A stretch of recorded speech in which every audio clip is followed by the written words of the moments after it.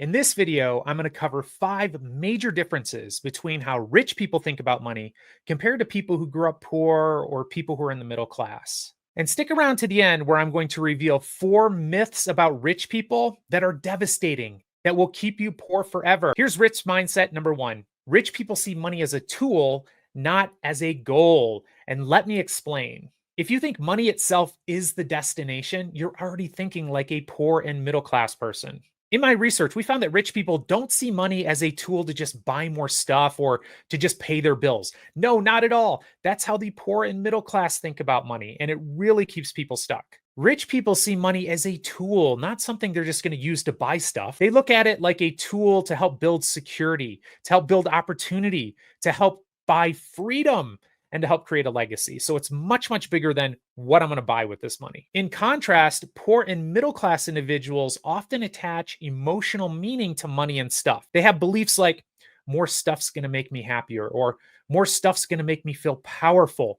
Money proves that I'm successful. If I just buy the right things and show the world, they'll know I've made it and I'll have value. That's not how rich people think.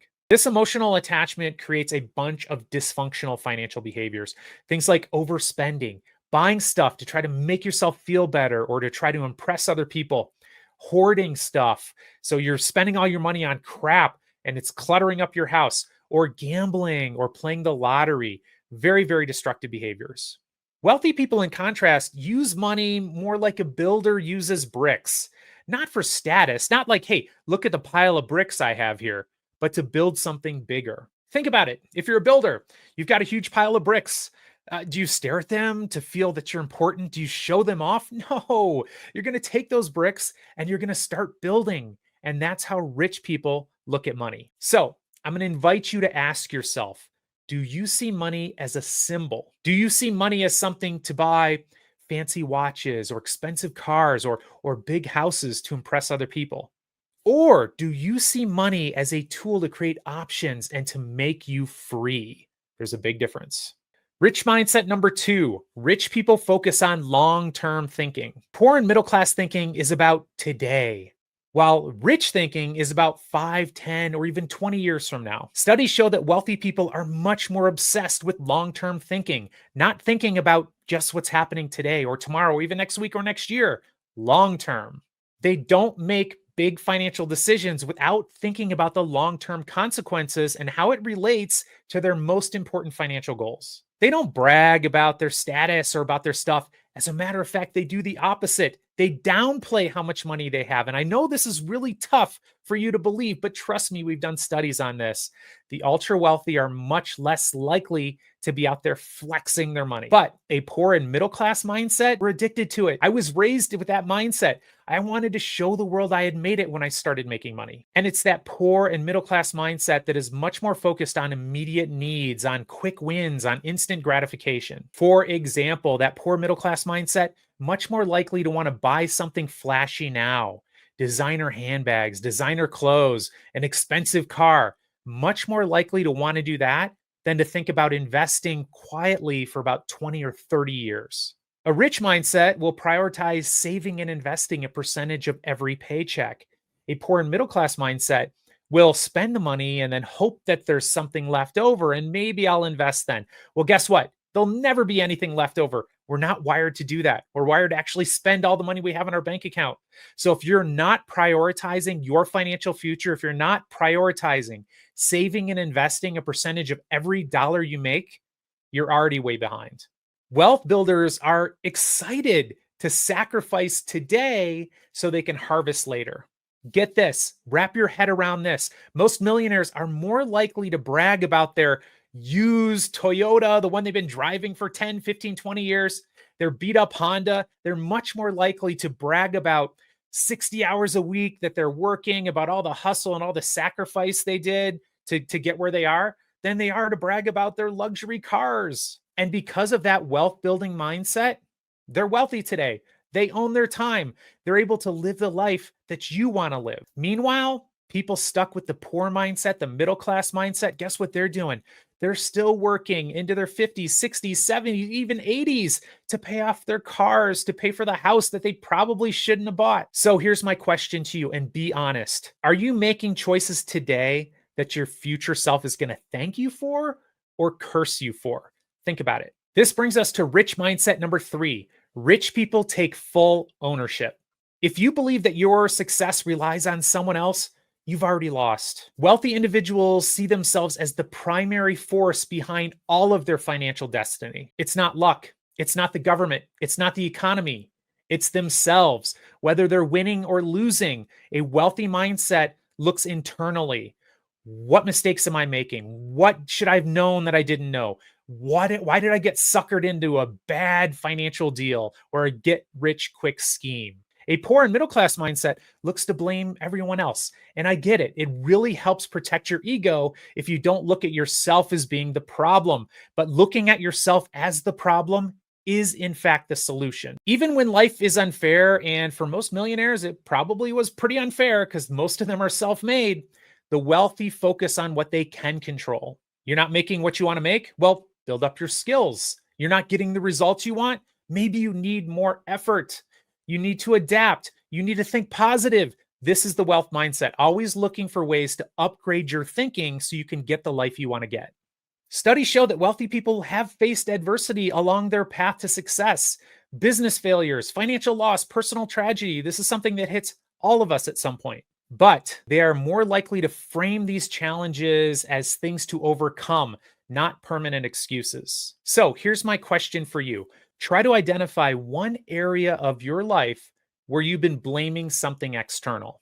Think about that. Now ask yourself, what would happen if I took 100% responsibility for changing it? These questions will unlock success for you. Rich mindset number 4, rich people are comfortable with discomfort. If you're only willing to do what feels good, you're only willing to stay broke. Self-made millionaires have had to push through fear, pain, discomfort, and doubt, but they took risks. They lived below their means. They had a vision of their future, and they were willing to sacrifice for it. And they were willing to deal with skepticism and judgment, especially from the people closest to them along their way to success. Meanwhile, people stuck with a poor or middle-class mindset tend to avoid discomfort. It's too hard, or what if I fail, or life's not fair. But instead of these doubts stopping them, and these doubts, everyone has them, self-made millionaires push through the discomfort. Is it hard? Of course it's hard. Will they fail? Of course they're going to fail. Are things fair? Of course not. And things will never be fair. So here's the question for you. What discomfort are you avoiding today that could actually be your path to financial freedom? This brings us to rich mindset number 5. Rich people talk about money openly. Silence around money isn't noble, it's costly. In our research, we found that wealthy individuals were significantly more likely to have open conversations about money, especially with the people closest to them.